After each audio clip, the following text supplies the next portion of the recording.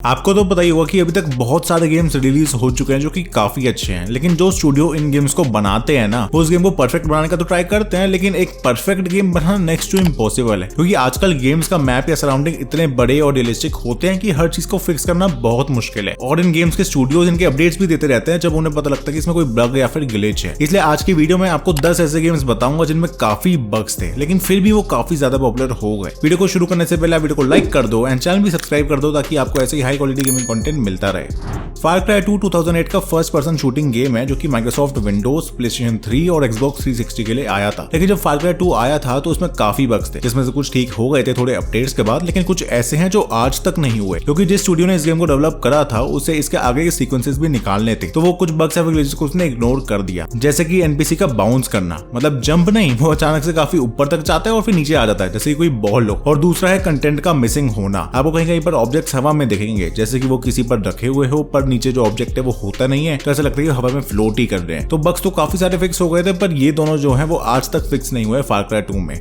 Battlefield 4 एक first person shooter game है जो कि 2013 में आया था। बैटलफील्ड एक पॉपुलर सीरीज है, लेकिन बैटलफील्ड 4 अपने फैंसी एक्सपेक्टेशंस को पूरा नहीं कर पाया था। जब इसका बीटा लॉन्च हुआ था तो उसमें दुनिया भर के बग्स थे। फिर भी गेमर्स ने सोचा कि जब गेम प्रॉपर आएगा तब शायद इसके बग्स वगैरह ठीक हो जाएंगे, पर ऐसा कुछ हुआ नहीं, खासकर कैंपेन मोड में। जैसे कि आप चलते चलते बीच में रुक जाओगे, जैसे कि आपका रास्ता किसी ने रोक लिया हो, या एनिमीज का एक जगह पे रुका रहना, या किसी दीवार में फंस जाना। यहाँ तक कि हर मिशन में बग्स थे, जैसे कि स्विमिंग करते टाइम प्रॉब्लम एंड और भी काफी कुछ। इवन आपको ऑब्जेक्ट्स हवा में उड़ते हुए भी दिखेंगे। वॉरहैमर एक एक्शन गेम है जो कि वॉरहैमर फैंटेसी फिक्शनल यूनिवर्स में सेट है। इस गेम में बहुत अलग अलग टाइप के मॉन्स्टर्स हैं जिन्हें हम मार सकते हैं। जैसे कि मैंने आपको बताया कि कोई भी गेम परफेक्ट तो होता नहीं है, और सिमिलरली ये गेम भी है जब लॉन्च हुआ था इसमें काफी बग्स थे, जैसे कि लॉन्च होते ही क्रैश हो जाना, एनपीसी का दीवार के आर पार जाना एंड और भी काफी कुछ। लेकिन ये गेम इन बग्स के बाद भी ऑडियंस को पसंद आया था। The Elder scroll 5 Skyrim action RPG game है जिसको बेथेस्डा स्टूडियोज ने डेवलप किया था। ये एल्डर स्क्रॉल सीरीज का 5th गेम है। इस गेम की मेन स्टोरी रिवॉल्व करती है अराउंड ड्रैगनबॉर्न, द प्लेयर कैरेक्टर और उनके क्वेस्ट, जिसमें उनको एक ड्रैगन को डिस्ट्रॉय करना होता है, नहीं तो वो वर्ल्ड को तबाह कर देगा। इस गेम में काफी सारे ड्रैगन्स हैं और एक ग्लिच तो यही है कि आप एक इजी से ड्रैगन को मारकर सारी चीजें ले सकते हो, अनलॉक कर सकते हो। इसमें आपको हॉर्स भी उड़ते हुए देख सकते हैं और इवन कुछ एनपीसी जमीन के अंदर या फिर इनविजिबल हो जाते हैं। असैसिन्स क्रीड ओडिसी 2018 का एक्शन आरपीजी गेम है। ये असैसिन्स क्रीड सीरीज का 11th गेम है। ये ओपन वर्ल्ड सेटिंग पर बेस्ड है, लेकिन इस गेम में भी काफी ग्लिचेस थे, जैसे कि एनिमल्स का हवा में उड़ना और हॉर्स का बहुत हाइट तक कूदकर वापस खड़े हो जाना। स्विमिंग करते टाइम ऑक्सीजन बार दिखता ही नहीं था कुछ प्लेयर्स को, पर हाँ फिर भी ओवरऑल ये गेम ठीक था और इसके अराउंड 10 मिलियन कॉपीज बिकी हैं, जो कि सही में काफी ज्यादा बड़ा नंबर है, जिससे पता लगता है कि ये गेम भी पॉपुलर था। साइबरपंक 2077 एक ऐसा गेम है जिसका लोग काफी टाइम से वेट कर रहे थे। ये एक ओपन वर्ल्ड गेम है जो कि साइबरपंक के यूनिवर्स में सेट है। इस गेम की स्टोरी नाइट सिटी में सेट है एंड गेम प्ले मैकेनिक्स वगैरह सब अच्छे थे, लेकिन इस गेम में इतने बग्स थे कि कुछ सोच नहीं सकता। कंसोल प्लेयर्स तो इसकी लॉन्च पे से खेल ही नहीं पा रहे थे इसके बग्स के कारण। यहाँ तक कि सोनी ने इसको प्लेस्टेशन स्टोर से भी हटा दिया क्योंकि लोग इतने खराब रिव्यूज दे रहे थे। इसमें आज तक काफी बग्स हैं, जैसे डोर्स के आर पार होना, कार्स का एक जगह बार बार स्पॉन होना, कैश के लिए सेम बाउंटी वाले मिशन करने पड़ते हैं। इस गेम में एक नेवर एंडिंग लैडर तक है, लेकिन इन सब ग्लिचेस के बाद भी ये गेम अभी तक 18 मिलियन कॉपीज बेच चुका है।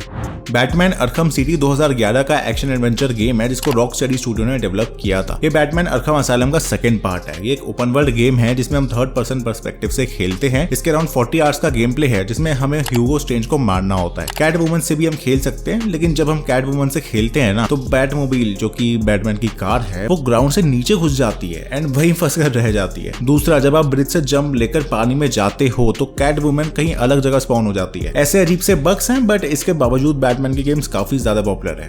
मास इफेक्ट 2 एक single player action RPG game है जिसे हम 3rd पर्सन पर्सपेक्टिव से खेलते हैं। इसमें हम मेन प्रोटैगनिस्ट जनरल शेपर्ड बनकर खेलते हैं। ये गेम मिल्की वे गैलेक्सी के अंदर सेट है 22nd सेंचुरी में, जिसमें ह्यूमैनिटी को एलियंस ने डराकर रखा है और हमें इस गेम में उन एलियंस को ह्यूमैनिटी को बर्बाद करने से रोकना है। इस गेम की स्टोरी काफी अच्छी है, लेकिन जैसा कि मैंने आपको बताया कि कोई गेम परफेक्ट तो होता नहीं है, तो इस गेम में भी काफी ज्यादा बग्स एंड ग्लिचेस है, जिस वजह से क्रैश होना, हवा में चलना, दूसरी डायरेक्शन में देखकर अलग डायरेक्शन में गन चलाना एंड और भी काफी कुछ ऐसी नॉर्मल बात है। लेकिन कुछ भी कहो, गेम ऑडियंस को काफी पसंद आया था।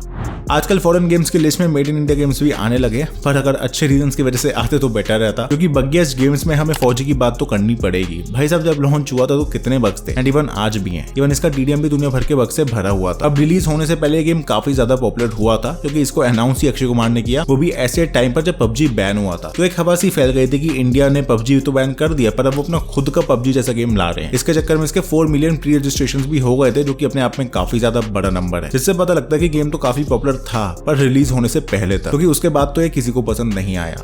GTA ट्रायलॉजी डेफिनेटिव एडिशन की इतनी हाइप थी क्योंकि ये गेम सबके बचपन के फेवरेट गेम्स थे एंड उनका रिमास्टर बन रहा था। इस ट्रायलॉजी में वाइस सिटी, GTA 3 और सैन एंड्रियास सब थे। लोगों ने सोचा था कि रिमास्टर्ड वर्जन्स में कुछ नए मिशंस या फिर कुछ नई चीजें देखने को मिलेंगी, बट ऐसा तो कुछ था नहीं और जो भी था वो सब भी बगी था। यहाँ तक कि इतने बग्स थे कि रॉकस्टार को खुद आगे आकर माफी मांगनी पड़ी। लॉन्च के बाद तो ये PC पे चल नहीं रहा था और जब चला तो इतने बग्स थे कि उस पर पूरी एक वीडियो बन सकती है। कि आप चाहते हो मैं ऐसी वीडियो में कुछ ऐसे बग्स कवर करूं? कमेंट्स में बताना।